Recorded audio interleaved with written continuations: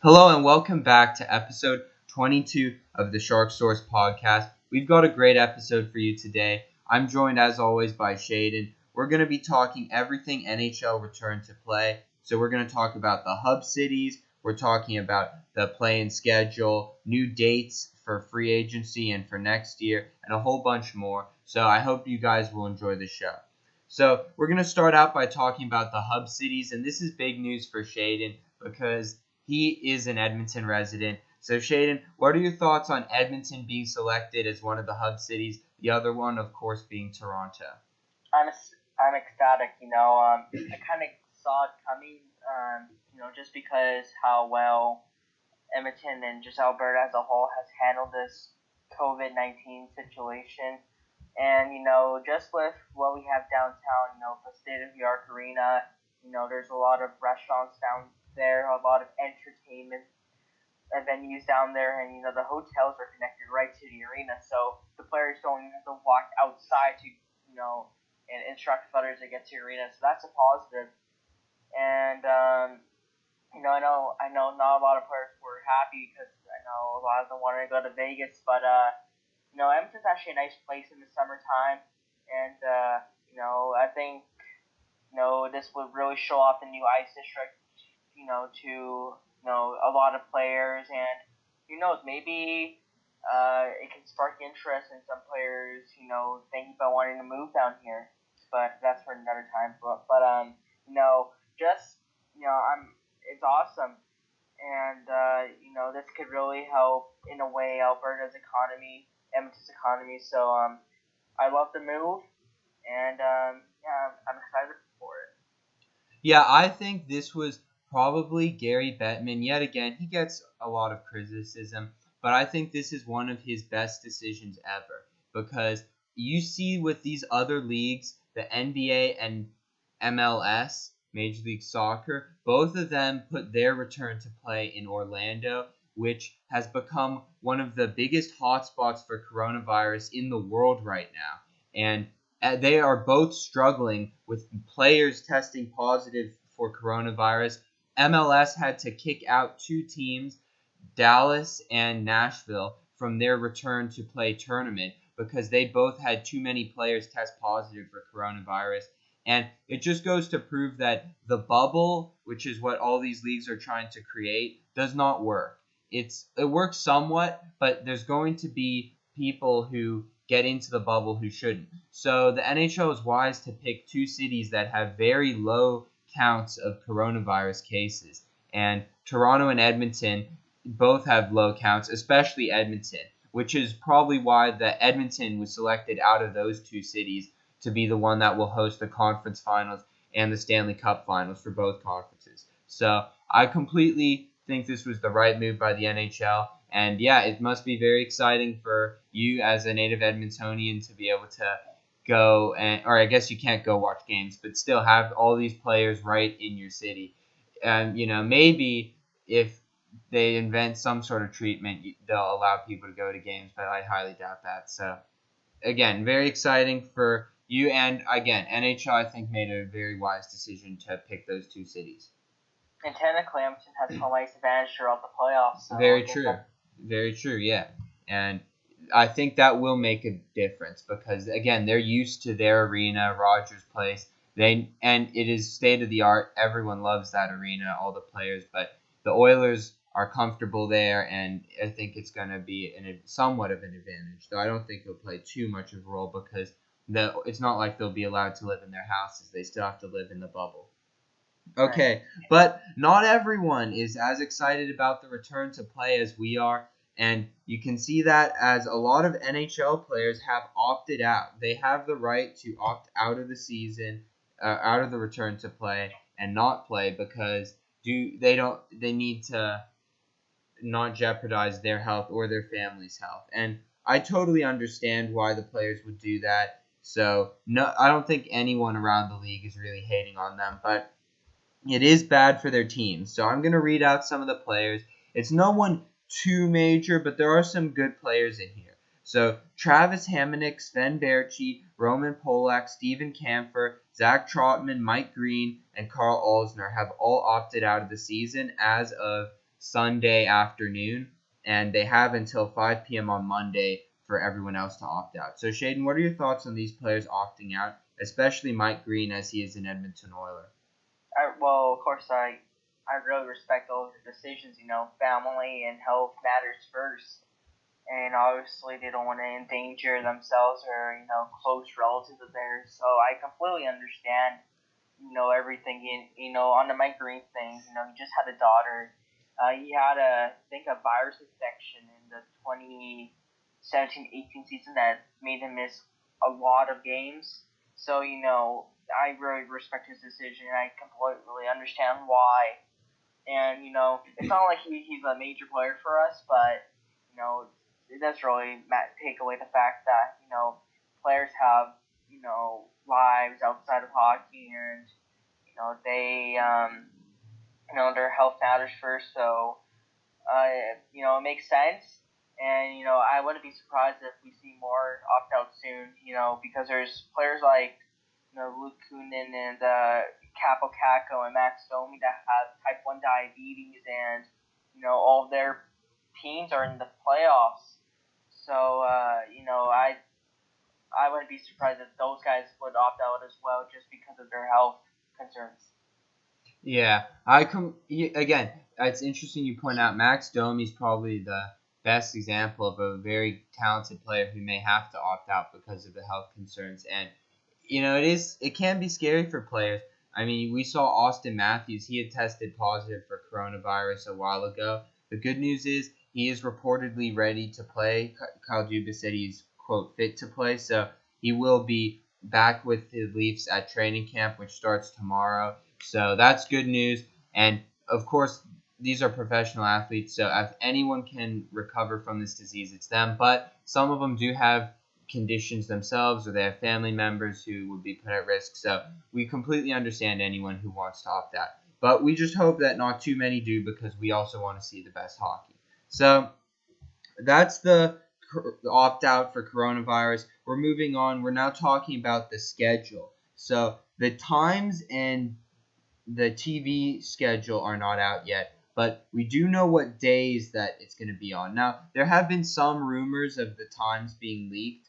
I don't really want to go over them because they're not confirmed, so we don't want to report information that's not 100% accurate. But I have seen on Twitter like the full times uh, schedule, and it's probably accurate, but we're not going to report it just because we don't want to be inaccurate. So on day one, we have Carolina versus New York Rangers, Florida versus Islanders, Habs versus Penguins, and then in the West we have Oilers, Blackhawks, and Jets, Flames. And then we're just gonna read like the first few days. Then the next day we got Philadelphia, Boston, Toronto, and Columbus.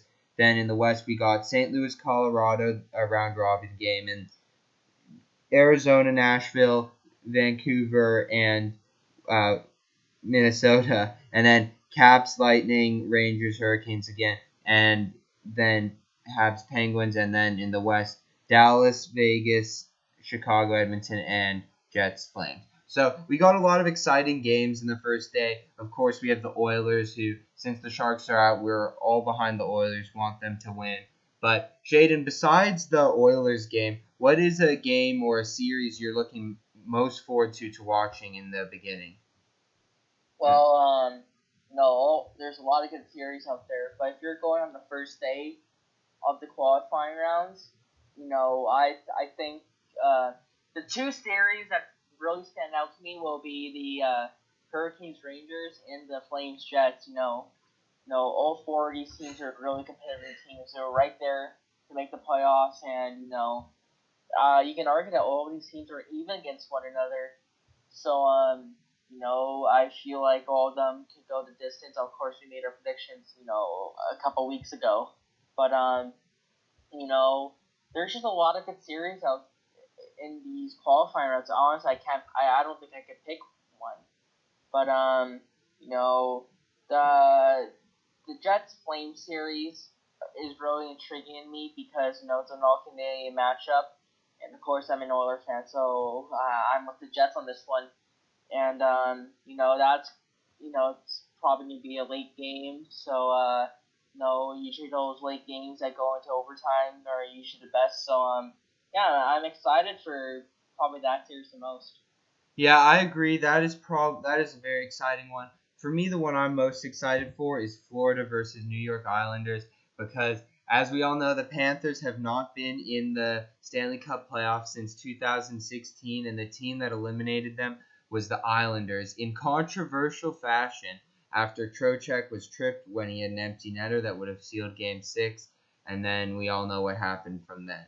The Islanders come back and win the game. When really it should not have happened. But so I'm very excited for that series. But again, I'm excited for every game, and we're gonna be having 5 to 6 games per day for these qualifiers, and it is nice that it's in the summer because I'll basically at least sometimes I'll be able to watch all of them. I think or most of them because I don't have school. I don't have my job is I'm unable to do my job right now because everything's shut down. So I'll be having a lot of fun. I wish it started a little earlier because my school will come back during the playoffs, so that's too bad. But at least for most of the time, I will be able to watch the most of the qualifying rounds. And let's get into some dates. So in case you weren't aware, here are some of the dates for the return to play. So tomorrow, which is July 13th, training camps reopen and at 5 p.m. Eastern is the deadline for players to opt out of the return to play. And then July 26th, the Western Conference teams will go to their hub city, Edmonton, and the Eastern Conference teams will go to their hub city, Toronto. Then on the 28th through the 30th, we'll have some exhibition games. I'm not sure whether they'll be televised or not. I hope so. And then August 1st is when the actual qualifiers begin. So we're very excited for that. And then some more dates. August 10th, phase 2 of the draft lottery to determine the number 1 overall pick. So by then, the qualifiers will be over, and the teams that were eliminated will all have a 12.5% chance of winning the number 1 overall pick. August 11th, the first round of the real Stanley Cup playoffs begins. And then I'm not going to read every round, but Stanley Cup Final begins on the 22nd of September, and then October 4th is the last possible date for it to be awarded. So, and we'll get into more of the dates once we move past this. But so, any thoughts on these dates? I know it's pretty condensed, the return to play qualifiers, and there will be some teams who are playing on back-to-back nights. So, any thoughts on that? Not much. They obviously want to get a lot of these series and all of these all of these like the draft lottery. They want to get that done as soon as possible, and it's gonna be. I have really no thoughts on it. I think they just want to get the playoffs done over, the planes in the playoffs, done in a flash, so they can get ready for next season. So it's gonna be exciting. Yeah, it will be. I just think it's going to be interesting having back to backs because we don't normally have those in playoffs. So it's going to be very tough for teams who, again, are just still getting used to playing hockey again. It's been so long since they've played, and now they have to play back to back games. So I think that's going to be very intense. But again, I think that's about it for the return to play schedule. So we're going to move on to some more. This is some good news, very good news for hockey fans. The new CBA has been signed between the NHL and the NHLPA, which extends through, I believe, 2026. And it ensures no lockout through those years, and it ensures a return to the Olympics, which we'll talk about later. But any thoughts just on the initial CBA and in general, and we'll later get into the dates associated with that. Well, for CBA, they've made a lot of good changes and a lot of changes I like. Two of them are the free agency where you can't meet in person. It's done by the phone now, like it used to be, and I think that's awesome. For the NHL, it brings more of a suspense factor, and honestly, I think it can make tuning into free agency, get more viewership because usually 2 days before you know who's gonna sign where, and it's like, oh yeah, what a surprise. But now it's gonna be fun to watch. We don't know who's gonna go where now, and basically anything could actually happen on that day. And it's a good change for the NHL. And like I said, it could probably bring some more interest to the league, where where the NBA in the NFL has this suspense factor, which the NHL didn't used to have.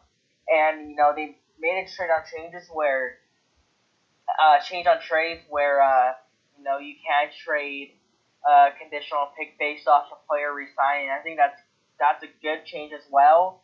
It kind of adds more positive value to the other team, and it can kind of essentially screw another team off because you don't know if agent in that team have been talking for X amount of time. So that's another great change by the NHL. And of course, the Olympics.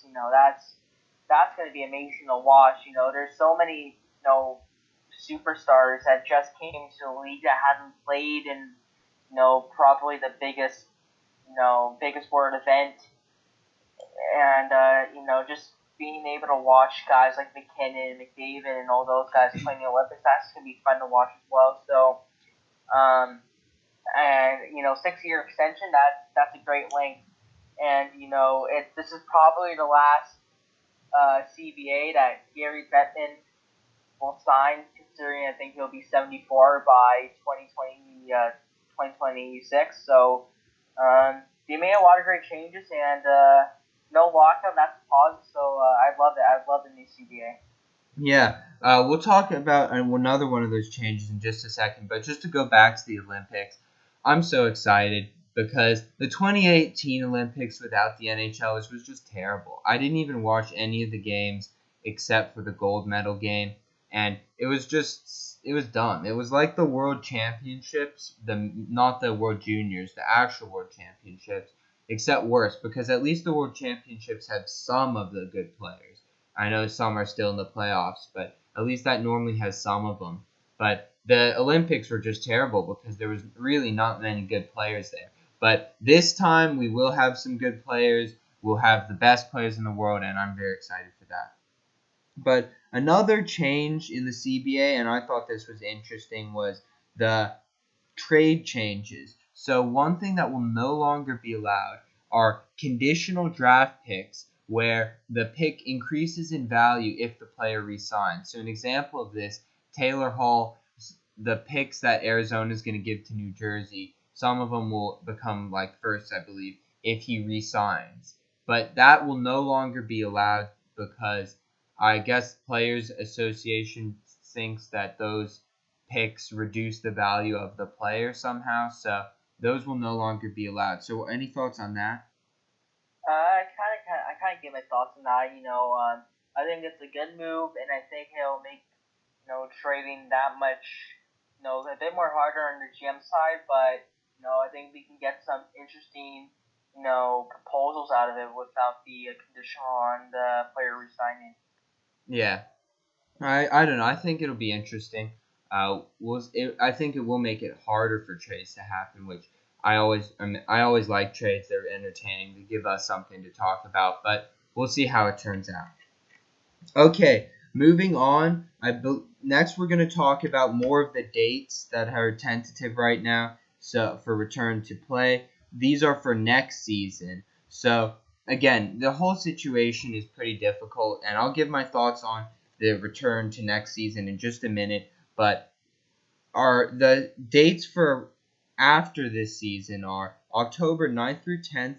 The NHL draft will be around then, and it must follow the end of the Cup final or before free agency. And then I believe free agency is the one that has to begin 7 days after the Stanley Cup final. Is that correct? Yeah. Okay. And then the free agency period happens. Then it says November 17th. So very quick turnaround, especially for the teams who made the Cup final. Training camp opens, and December 1st, the new season begins. So what are your thoughts on that? Well, it certainly seems like they're trying to fit the 2021 schedule into an 82 game schedule, which Bettman said that's the plan. So realistically, you can see that season probably ending in July if you take out the bye weeks and the All Star game, which no one really cares about the All Star game anymore. It's kind of useless at this point. And the only thing that's concerning for me is the Cup finalists. You only get a month and a half of rest, then you're back to work, and that's fairly little time. And I know the NHL wants to get everything back to the way it was before COVID-19 hit, but it's a bit too soon. I think even mid-December would have been a better date to push the season back, but those guys better party hard before the season hits. But besides that, they're on a draft and free agency dates. It's good. October there's gonna be a lot of things to talk about, especially with after the cup, and it's gonna make October, November that much more entertaining. And yeah, I like the new dates that they picked out. It's gonna be interesting to see how everything is done, especially the draft since it's gonna be online. So yeah, I'm excited for it. Yeah, I'm also excited, but I really have a hard time believing that the NHL is going to start next season in December, and here's why. The earliest I've heard that a vaccine would be available is January, and that's early. But we're gonna know around in the winter. I believe will know whether or not a vaccine will be available in January because we would know what like that it could be produced by then. It wouldn't be produced. So if we know, for example, that it is available by January, I don't understand why they wouldn't just wait until January to start the season. That way you could have fans in the stands and a regular season rather than doing a hub city thing again. Because if we started in December, we would have to do hub cities again. And I just don't see how that's going to work for a full regular season. So I think that the NHL will probably end up delaying this return to play. But I think they're just trying to get this season over with because once the season ends, they can pretty much keep extending the off season indefinitely, really. They just got to finish this season. So hopefully, but again, maybe it will work out. Maybe December will work. Okay. Yeah, yeah, Oh, like that's the thing. It's just on the vaccine thing, if it comes out in December or January, just push it back a month. But we'll see what happens. Like I said, I doubt it starts December 1st, but you know what? If it does, hey, that's a win-win situation for everyone. exactly. Again, we hope it works out. I just don't think it will. Okay, moving on. This might be a shorter episode than usual because we don't have too much else to talk about. But one thing we did mention is the atmospheric noise plans for the play-ins. And there was a letter that was sent out to season ticket holders. This one, the example I saw was from Rangers fans, where they want to like have videos or pictures of fans like chanting. I don't know how they're going to incorporate it. So, Shaedon, do you know anything more about this? Not really. I just know about the email stuff. Yeah, so I'm going to try and find it because the one you sent me I can't access. But so do you want to read that one out for us or just part of it? Yeah, sure.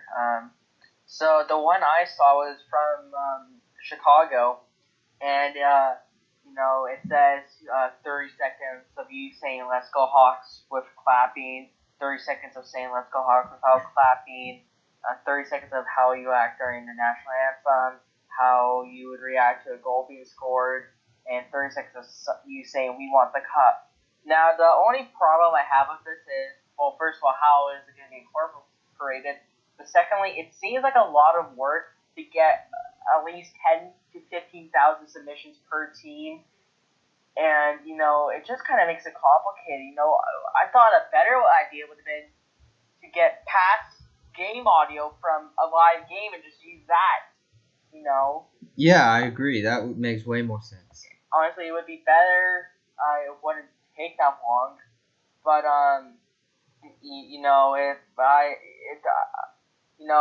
they're trying to do something cool and atmospheric and maybe stand out on TV, so they can do. I don't really care what they do, what they want. I just want to see some hockey. But it's. I guess it's a cool idea, but I just really think there would have been an easier way to incorporate sounds and stuff. But when the exhibition games and the play-in start, that's something that I'm gonna be interested to see how it works on. Yeah, I think they might be trying to go for something like the NFL did with the NFL draft. I'm going to read out part of what I got. So here's a Rangers one, and it's basically the same thing. They sent it to their season ticket holders, and they basically want you to sign this waiver, and that, which I'm assuming just gives them consent to use your footage, and then they want you to use your phone devices and look directly in the camera. I'm not sure if they would put these videos in the crowd, but I think maybe they just want to. If you guys watch the NFL draft, you would know what I'm talking about because they had like clips of their fans reacting to the selections and stuff. So that might be what they're going for. So again, we'll see what it looks like. Should be interesting. I'm excited to see, how creative the NHL gets with this, but we're just gonna have to wait and find out. Okay, that is the end of this topic. And is there anything else you want to talk about? We don't really have too much else to say. Again, there's not a lot of news. Of course, the Lindy Ruff hiring is big, but we're going to be saving that when we do our season in review episode, which should be coming in a few weeks, where we are going to review some of these teams who didn't make the NHL Stanley Cup qualifiers. We're going to review their season, so we're going to save that one. But is there any other news you want to discuss? And there's not really much else. Teams are releasing their training camp rosters, but I think you have an idea of who would probably be on it. So, I think that there's really nothing else to talk about unless something big comes out within the next minute or two, which I doubt. Yeah. So, okay. So then that is going to do it for this episode. I know this is a shorter one, but again, not a lot of news. We're in a shutdown. There will be plenty of news coming when we have games started. But of course, one final announcement I want to make is me and Shaedon have been planning to do another live stream. If you missed our first live stream, we did our live reaction to the draft lottery. And so if you did watch that, we hope you enjoyed. If you missed it, that's all right. I'm not gonna post the replay because there was an audio glitch with the recording. But if you did like that live stream, or if you wish you had saw it, we are considering doing another live stream where we live react to one of the games because there's so many games. We're gonna just have a lot of time to watch them.